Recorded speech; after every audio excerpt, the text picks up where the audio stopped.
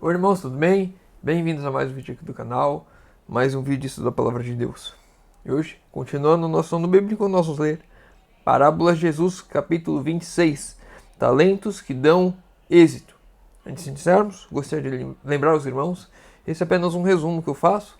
Gostaria de convidar os irmãos a ler o capítulo completo no aplicativo da Bíblia ou escutem o audiobook para que os irmãos possam ver e receber a bênção por completo, não ficar apenas com um resumo. Sempre em busca em tudo aquilo que vocês puderem para crescer espiritualmente. Vamos lá. Parábolas de Jesus, capítulo 26, talentos que dão êxito.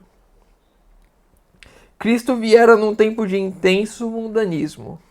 Os homens tinham subordinado o eterno ao temporal, as exigências do futuro aos afazeres do presente. Tomavam fantasias em lugar de realidades, e realidades por fantasias. Não viam pela fé o mundo invisível. Satanás apresentava-lhe as coisas desta vida como todo atrativas e todo absorventes, e eles dão ouvido às suas tentações.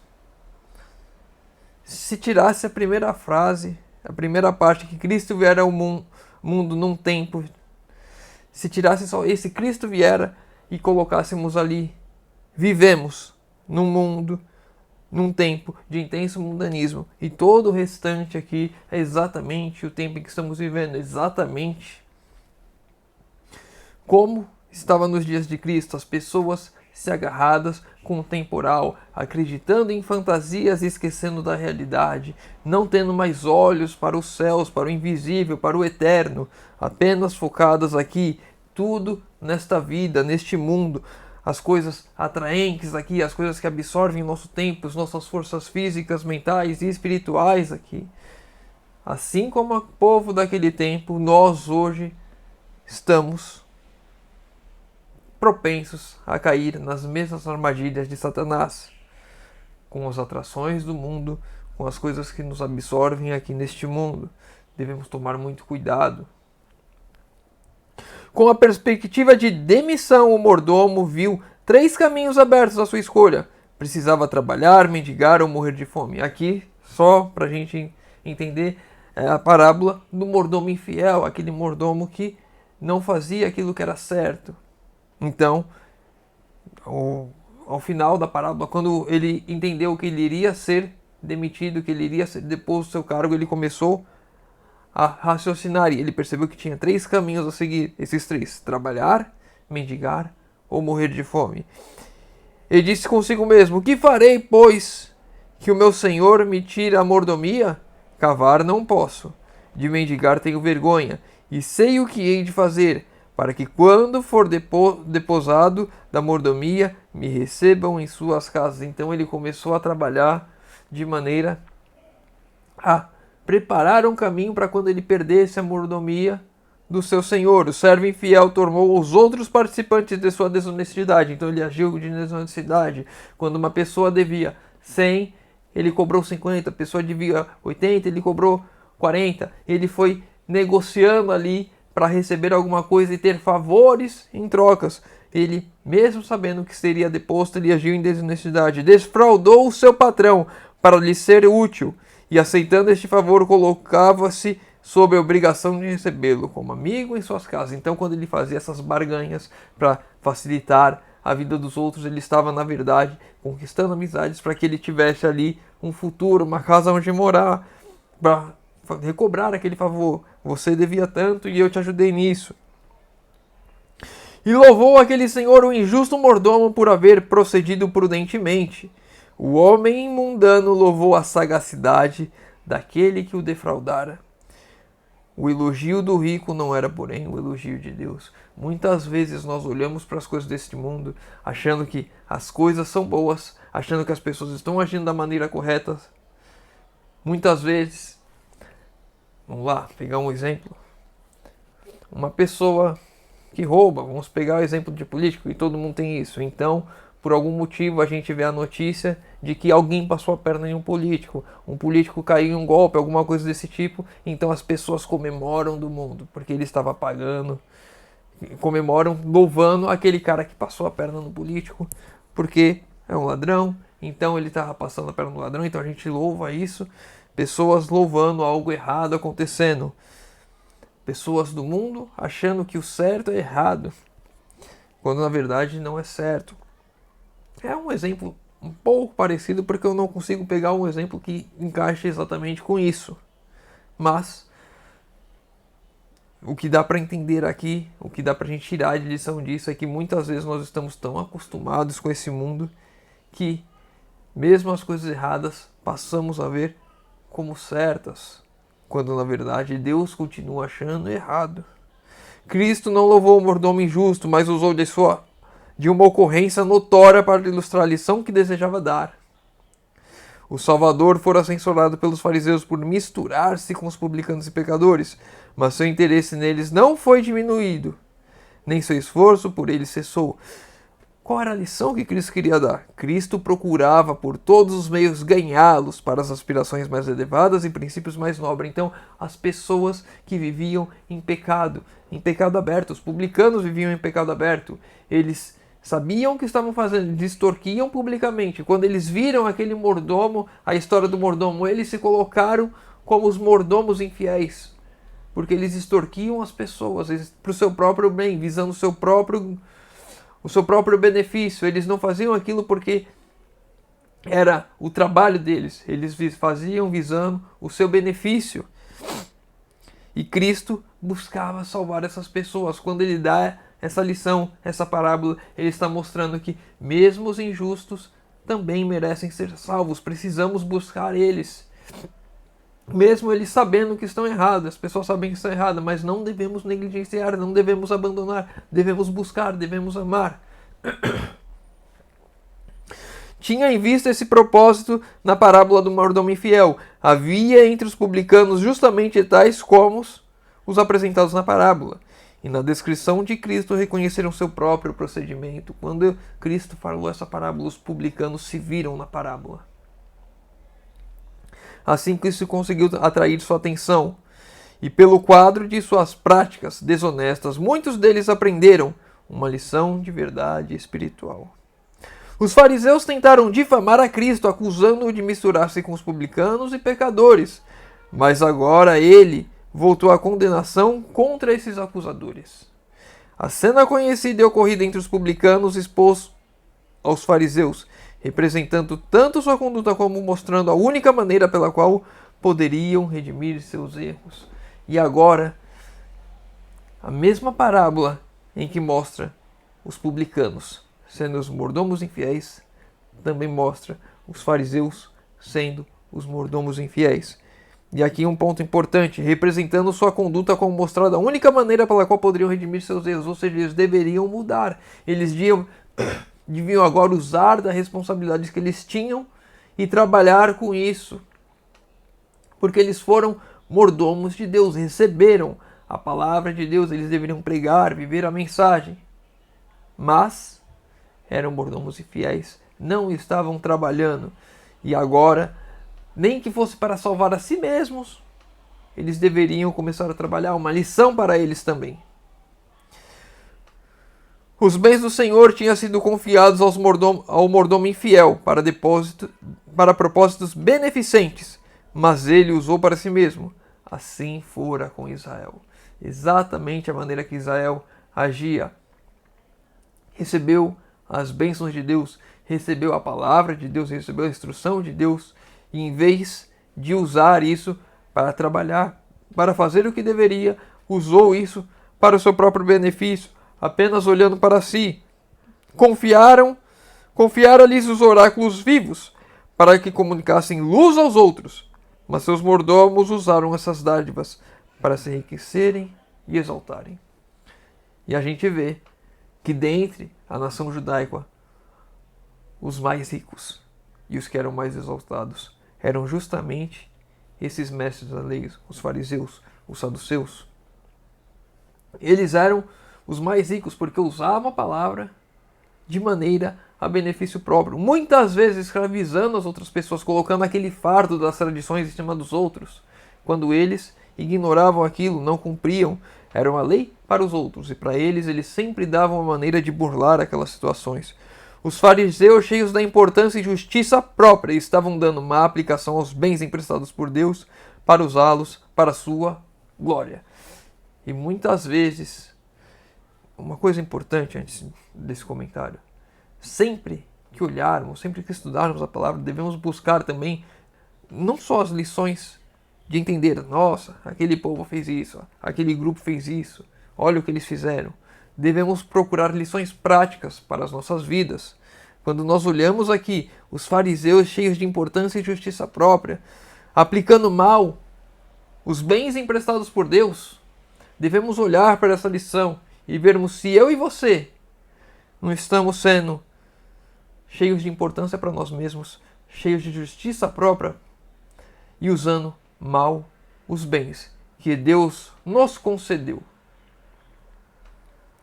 Em vez de acumular para si, precisava repartir com outros. Deste modo, poderia assegurar amigos que, quando fossem deposto, o haveriam de receber. O mesmo se dava com os fariseus. A mordomia estava prestes a ser deles tirada.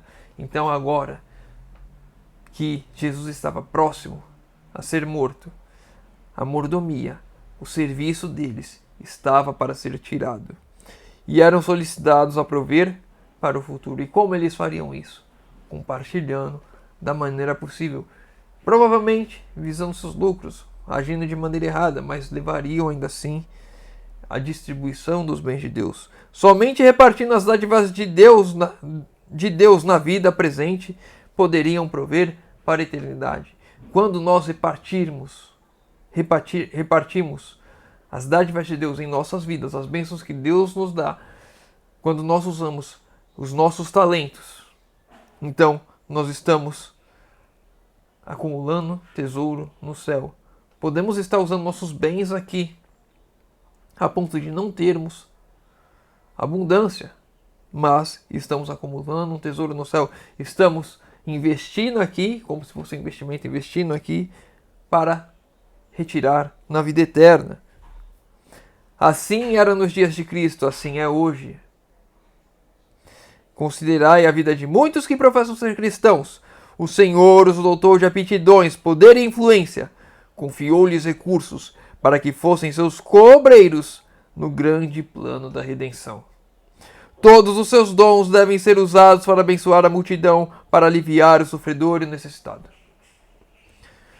Da mesma forma que os fariseus deveriam agir naquela época, eu e você devemos agir hoje, aplicando os nossos dons, nossos talentos, nossa influência, os nossos bens, para ajudar o nosso próximo, como se verdadeiramente amássemos, porque devemos verdadeiramente amar.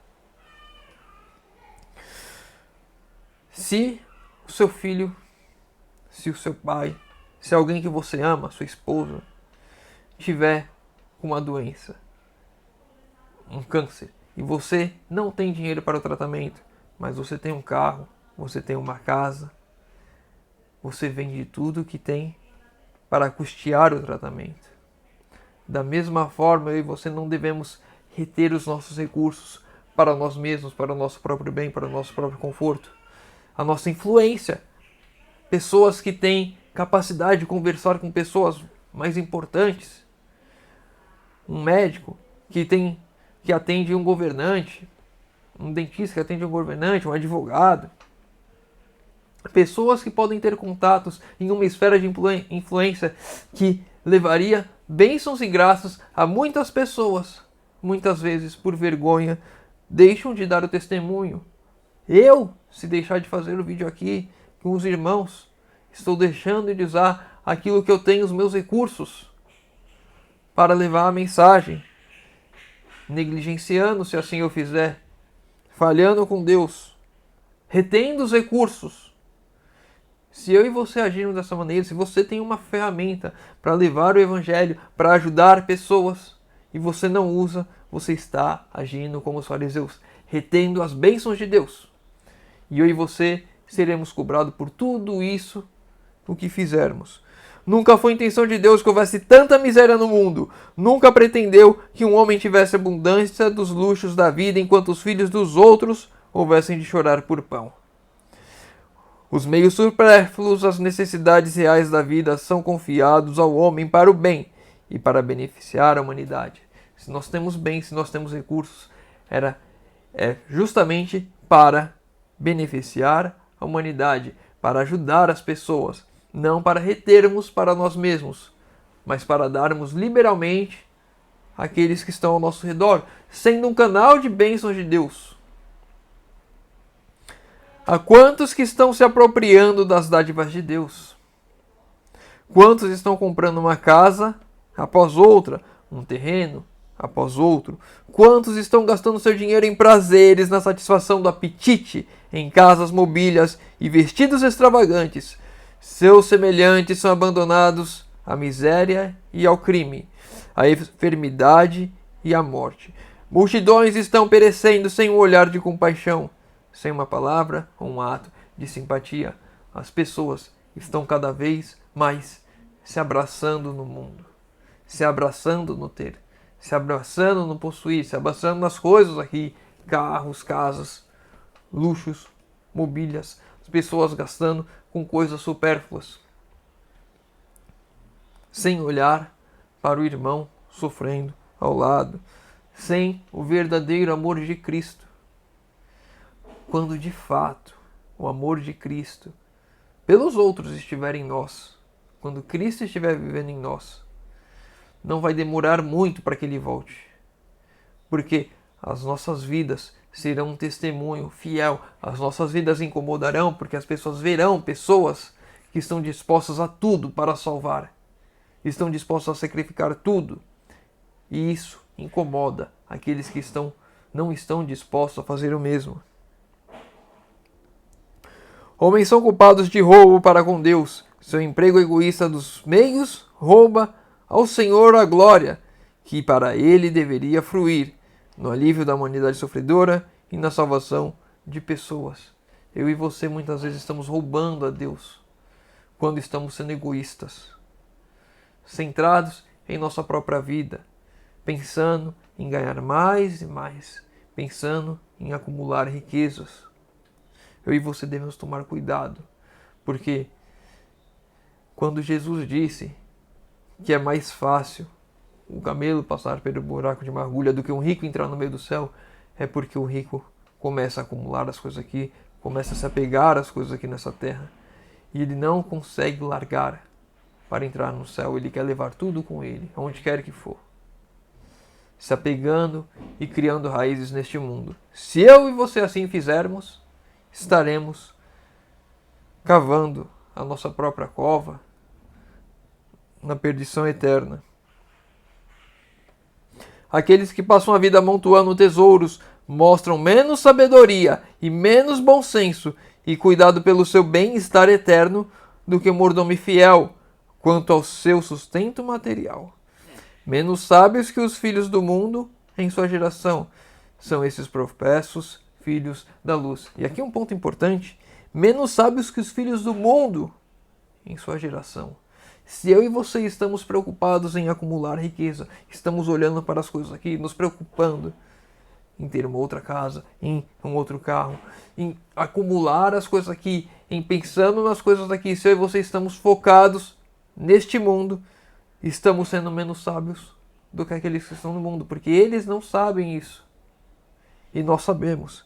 Estamos olhando com os olhos errados para as coisas. Estamos esquecendo do alto, estamos esquecendo de um céu que temos a ganhar, porque queremos ganhar o mundo aqui.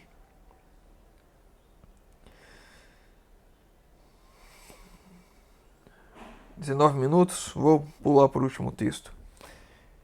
Deixei, pois, que sua propriedade o preceda no céu.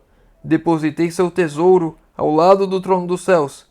Assegure seu título, as inescrutáveis riquezas de Cristo. Vamos começar a abandonar as coisas deste mundo e olhar para o céu. Temos um céu a ganhar. Temos uma vida eterna a conquistar. E isso só vai começar a acontecer em nossas vidas quando nós abrirmos mão deste mundo. Quando nós desapegarmos das coisas aqui.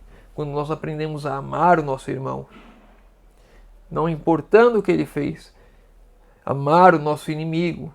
Não porque nós odiamos ele, que ele é nosso inimigo, mas porque ele nos persegue, porque ele nos maltrata, porque ele tenta passar a perna em nós o tempo todo, que ele não gosta, porque ele age de forma traiçoeira, porque ele peca contra nós, não se arrepende, continua fazendo.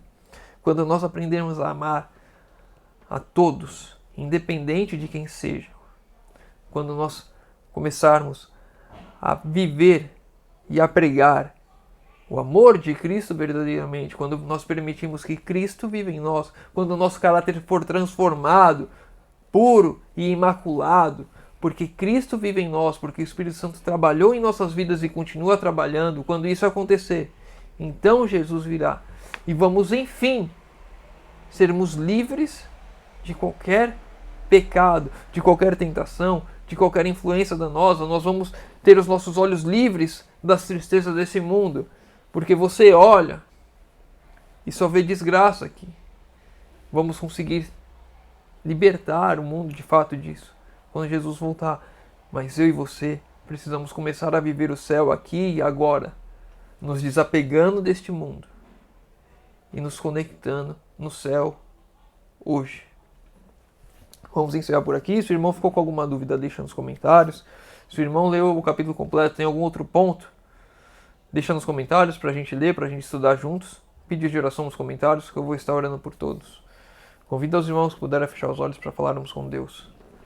Senhor Deus, Pai amado, obrigado, Senhor, porque mais uma vez temos a oportunidade de abrir a Tua Palavra e de estudar. Pai querido, te pedimos, Senhor, por favor, venha trabalhar em nossas vidas, Senhor, nos ajude, Senhor, na nossa caminhada. Temos dificuldades aqui, o Senhor sabe.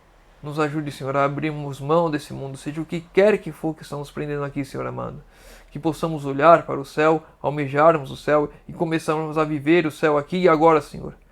Que Cristo passe a viver em nós, Teu Santo Espírito seja derramado sobre nós e faça tudo aquilo que é impossível para nós, Senhor amado.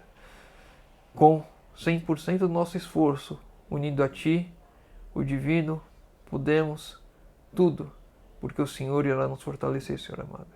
Te pedimos, Senhor, proteção, paz e descanso nesse dia. Te pedimos isso em nome de Jesus. Amém. Meu irmão, fica com Deus. Que Deus te abençoe.